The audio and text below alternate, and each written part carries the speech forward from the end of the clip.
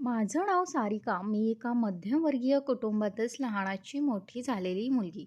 आमच्या घरी मी, आई-वडील, आजी-आजोबा असा माझा 6 जणांचं कुटुंब. आजी-आजोबा खूप छान होते. वडील कामानिमित्त बाहेरगावी असायचे आणि आई मात्र आमच्यापाशी असायची. त्याच्यामुळे आईच्या संस्कारामुळे आणि आजी-आजोबांच्या मायेमुळे आम्ही लहानाचे मोठे यांच्यापाशीच झालो. वडील मात्र कामानिमित्त कधीतरी सुट्टी असेल तेव्हा गावाकडे यायचे आणि आम्हाला पैसे द्यायचे. आई मात्र वडिलांनी दिलेल्या पैशातून आमचं सगळ्यांचं आजी-आजोबांचा दवाखाना आणि आमचं शिक्षण, घरातलं हे सगळं भागवत असताना तिची मात्र खूप ओढाताण व्हायची. मला मात्र लहानपणाची एक आठवण येते. मी खूप लहान असताना माझी आजी खूप आजारी पडली. आम्ही वडिलांना फोन केला, परंतु वडील मी कामात असल्याचं सांगितलं आणि आलेच नाही. त्यानंतर आईने आजीचा दवाखाना केला.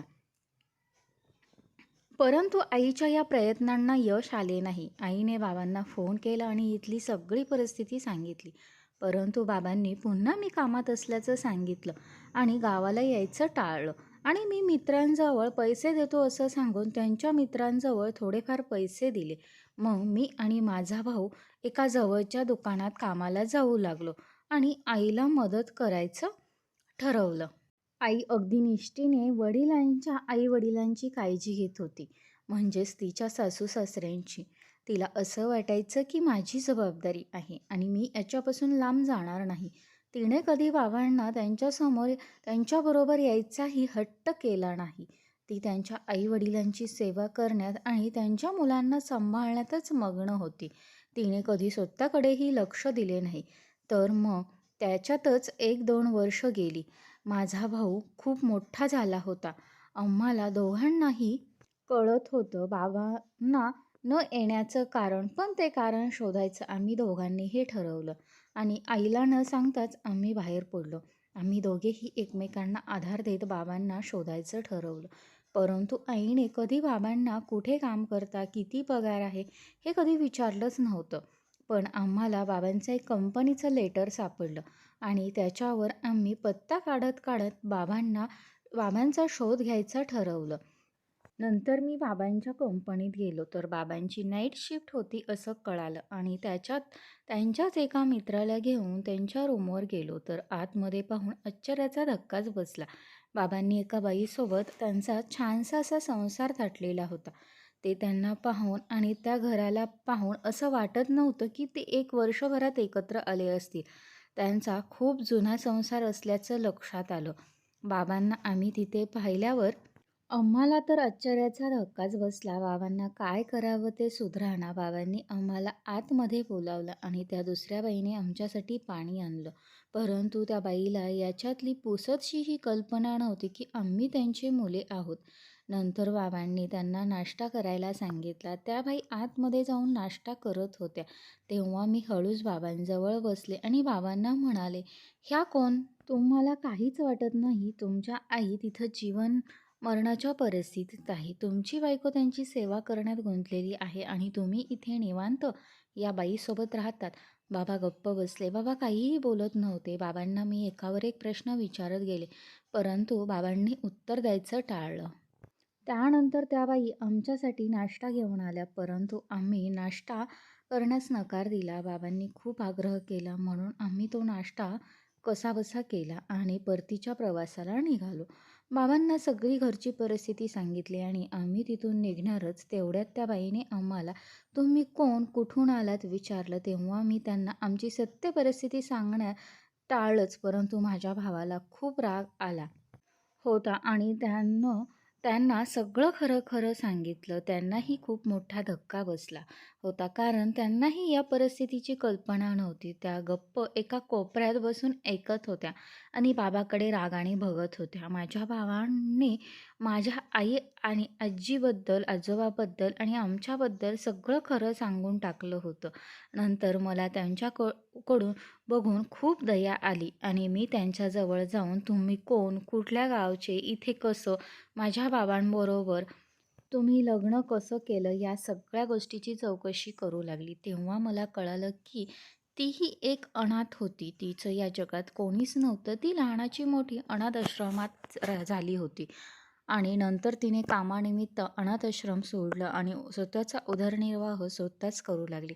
नंतर तिची ओळख माझ्या बाबांशी झाली आणि त्या मैत्रीचं रूपांतर प्रेमात झालं व नंतर त्यांनी लग्न केलं. हे सगळं मी आणि माझा भाऊ शांतपणे ऐकत होतो. कारण यास हे सगळं घरी जाऊन सांगणं खूप कठीण होतं. नंतर मी बाबांशी बोलून त्यांना व त्या बाईला घेऊन गावाकडे निघालो. आता घरी जाऊन काय होईल याची कल्पनाही करवत नव्हती. कारण आईने तिचं अख्खं आयुष्य या बाबांचं कुटुंब सांभाळण्यात घालवलं होतं आणि त्या बाईला समोर पाहून तर आईचा रागाचा पारा चढणार होता. आम्ही कसंबसं गावाकडे पोहोचलो. गावाकडे पोहोचल्यानंतर आईने बाबांना पहिल्यांदा पाहिलं आणि 3-4 वर्षांनी भेटल्यामुळे तिने त्यांना अगदी घट्ट मिठी मारली. नंतर आम्ही एक-एक करून आतमध्ये गेलो आणि त्या बाई तशाच भिंतीच्या आडोशाला उभ्या राहिल्या. त्यांची हिंमतच होत नव्हती आतमध्ये यायची. नंतर बाबांनी आईला बाजूला घेतलं आणि सांगायचे ठरवले. बाबांनी आईला बाजूला जाऊन सगळ्याची कल्पना दिली. परंतु आई अगदी शांत होती. तिला काहीच वाटलं नाही असे दाखवत होती. तिने आरतीचं ताट तयार केलं आणि बाबांना आणि त्या बाईंना ओवाळून आतमध्ये घेतलं.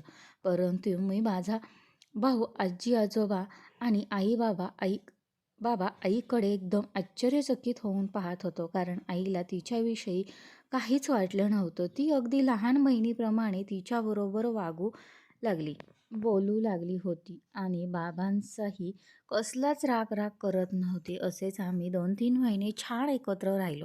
अचानक आईला डोके दुखल्यासारखं झालं आणि नाकातून रक्त यायला लागलं आणि तिला दवाखान्यात नेलं. दवाखान्यात नेल्यानंतर आमचे जे नेहमीचे डॉक्टर होते त्यांनी सांगितले की आईजवळ थोडेच दिवस राहिले आहेत. कारण मी खूप दिवसापूर्वी त्यांना तुम्हाला कॅन्सर झाल्याचं सांगितलेलं होतं आणि तुम्ही ट्रीटमेंट घ्या असेही सांगितले होते. परंतु त्यांनी या सगळ्या गोष्टीला विरोध केला आणि त्यांचं आयुष्य त्या जगत गेल्या. आता खूप वेळ झाला आहे. आता त्याच्यावर आपण काहीच उपाय करू शकत नाही असं त्यांनी सांगितलं आणि आईला घरी घेऊन जायला सांगितलं.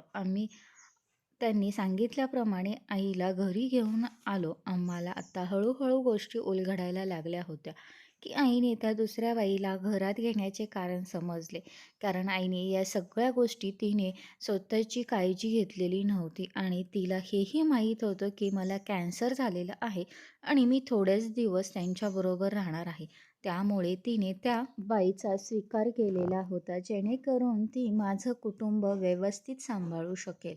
आम्ही सगळेच भारावून गेलो होतो. काय करावं कळत नव्हतं. वडील आलेले होते. आई अंथरुणाला खिळलेली होती. दुसरी आई आमच्या सगळ्यांचं खाणं पिणं आजी आजोबांची सेवा करत होती. आत्ता वडील असताना आई अंथरुणाला खिळलेलं आम्हाला पाहावत नव्हतं. कारण आईच्या घरात वावर आम्हाला सारखा समोर दिसत होता. असेच 8 दिवस गेले आणि अचानक आई आम्हाला सोडून गेली. सोडून जाताना तिने आमच्या दुसऱ्या आईकडं वचन घेतलं होतं की मी थोड्याच दिवसांची तुमची सोबतीण आहे.